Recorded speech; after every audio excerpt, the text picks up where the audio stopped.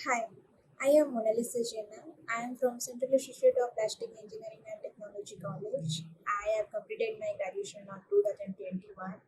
So basically, rather than the fact that I had not computer science branch in my college, I always wanted to be a software engineer. So after my graduation, I thought that let's do some courses, let's learn some computer languages so that I can get a job in software line. And I was not ready to go out of Odisha. Fortunately, I got to know about Skyy Rider Institution, and they were providing the same courses with less cost of money.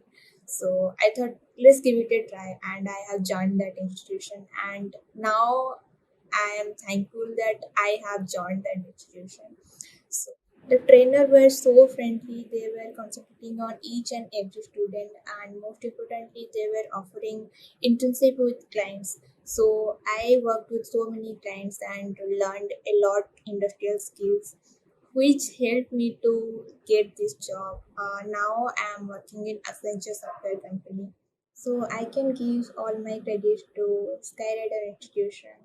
This institution is giving their best in content wise and quality wise, and the job here is guaranteed. Most of the people who were in my batch, they also got placed.